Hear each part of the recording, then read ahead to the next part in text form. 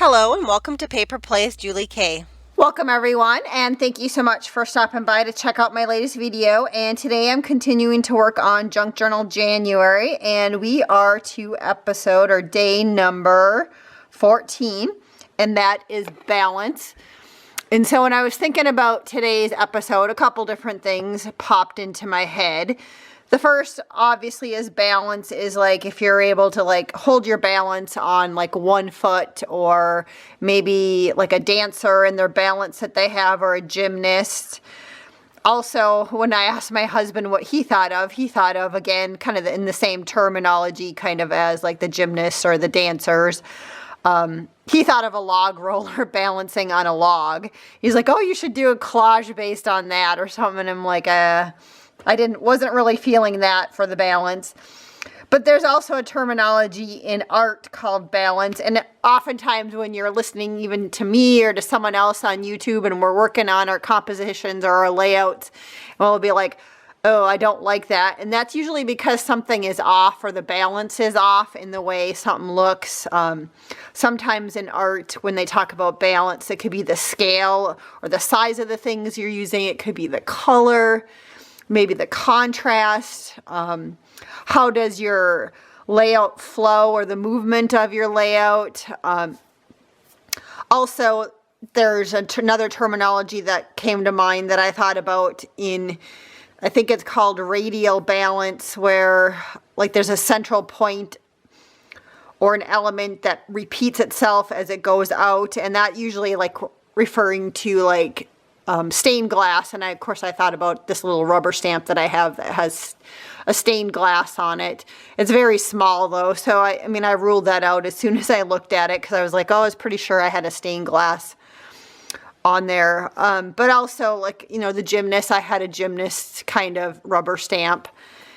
And also, even again, talking about the balance and like the stained glass, where it starts off with a central point and the elements kind of move out kind of in a nice flow. That's kind of another rubber stamp that I have that has a nice balance to it. But even just how you lay out things in your journal, like earlier, when we were talking about the focus one that I did, and I was laying things out, just how you layer on your papers. And like here I had an element here, and then I had the stamping up here, so they're kind of in balance. They're focused. And so I kind of decided to kind of play along with both of those ideas today. And I did go ahead and prep a couple of things early, just because when I came into my craft room, it was really cold and I had to turn the heat on, and you could hear the heat running, and I don't like to do that when I record. So I thought, well, I'll just play around with a couple of things, and like some of those stamps I already showed you, or some of the things I pulled out. And one of the things I did pull out, just again thinking about the kind of that radial balance, where things come from a central point and elements that move out. I had this lovely rubber stamp of a doily. This one's from a Stampin' Up! Stamp, and I thought, well, that'd be fun. So I stamped it and in a light gray color, and I cut it out with a circle. And I thought, well, maybe I could do something there. And so I played around with that, and I also had like some background paper that I pulled out, because I was also trying to find a balance, or maybe something that would kind of go along with the last layout we did for day number 13.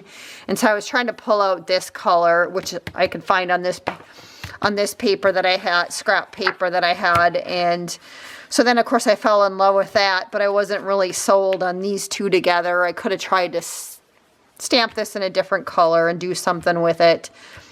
But then I kept on playing around with it, and I found another rubber stamp that I had that it's called Night Out from, again, this is a Spellbinders one, and it was a ballerina. So I thought, well, that's perfect, a dancer, a gymnast type thing, and she has balance. And so I stamped her, and I colored her, and I cut her out.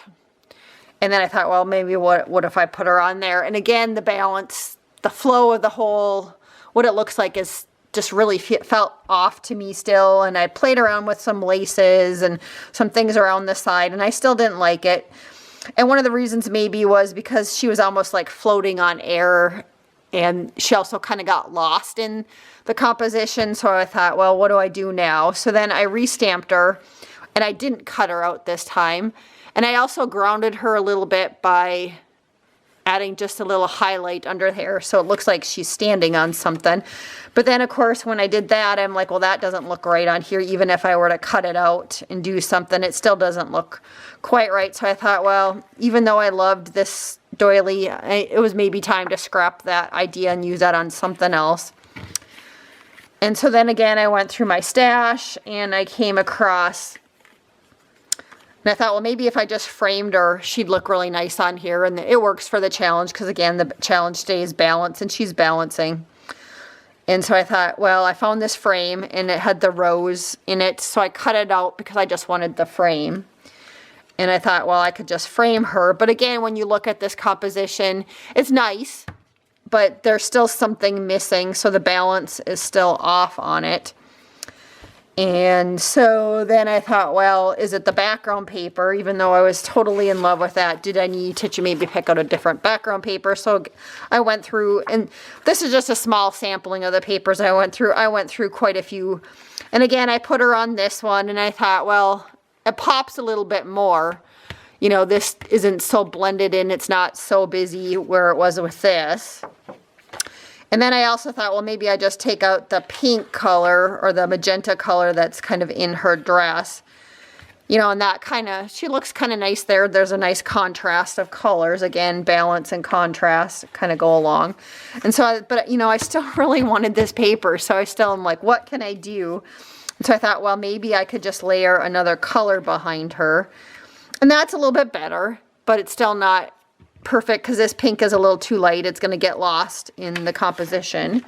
And so I went back to that magenta paper and I put it on underneath this. And then if you go like that, it just makes it pop. The contrast is just right. The balance looks perfect to me. And again, sometimes balance is in the eye of the beholder when it comes to art. And it's one of those interesting subjects that I think if you guys were to go on YouTube or Google balance in art, you're going to find a lot of interesting videos and articles you could read about balance in art and more of the technical terminology with it. I just gave you a couple of little highlights that I remembered from way back when I took art class in school, which was a long, long time ago. And so I probably have some of my terminology wrong. But I just thought I would kind of talk to you guys about the process, even though I did a lot of it off camera today, just because I was waiting for my craft room to heat up and I didn't want you guys to hear the heater running. So I am going to glue all this down. The only thing I'm going to add to it, just because I wanted to add something fun, I played around with some laces and stuff, but I think I'm just going to leave it like this. Other than I did stamp the number 14, and again I stamped it in that light gray, which is the same color that I did this doily in, and it just didn't look right on here. It kind of, again, it got lost in it, so then I added the number 14 in the black. I could have done it in the pink, this darker pink here, and I think that would have looked just nice, but since I didn't have any more of this paper, I decided just to leave it. And again, you can play around with where you put this on the paper. Again, you're going to get a different balance or look to it when you move it around. So for today, I think I just like it kind of right in the middle. So that's where I'm going to glue it down. And then also I'm going to add, just because I wanted to add something fun or an element from my stash that I've had a long time. I have these little brads in the pink color. I used them earlier, I think, on one of the episodes, and they're still sitting on my desk. But I just thought I might punch them into the corners to hold the frame down. And so I'm going to do that in the 4 corners. So that's basically kind of my layout for today. And I'll just kind of start working on it, gluing it down with you guys. I do like it. It was kind of an interesting term today to work with, or a prompt for balance. You guys will have to let me know what you guys are thinking when you heard the word balance. Again, you know, I thought again about balance, like, you know, the dancers, the gymnasts, or the term, you know, when balance in art. So are kind of the 2 things I thought of. And then as I was working on the composition too, I also thought, like, like the scales of justice, the balance there. I mean, that would be another type of balance too. So those are kind of the things that came to me when I thought about balance. I'm just going to glue this frame on here and then maybe add the brads before I glue this paper down.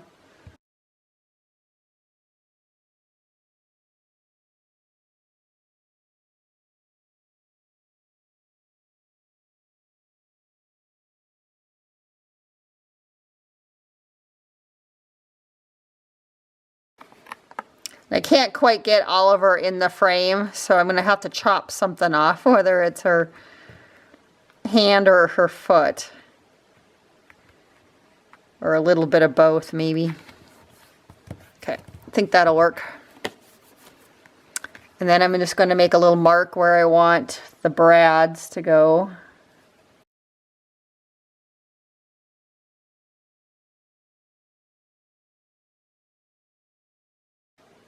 I think I'll glue it down and then I'll do the brads. Guess I could have glued this down first and then did the whole punching.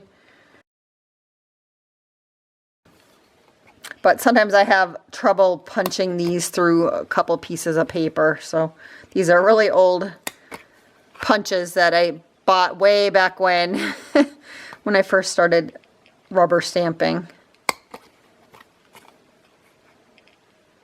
And they're wearing out.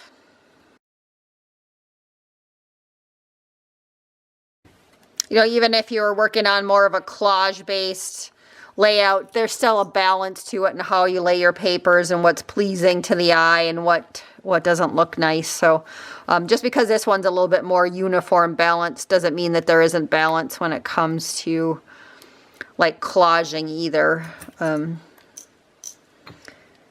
I know lots of different times when I'm working on things and it's like, okay, I don't like that, and that's usually because the balance or the colors are off or just the layout is off and something just doesn't look right.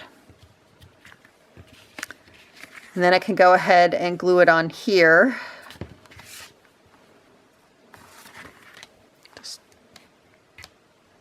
I think I want to use a little bit stronger glue.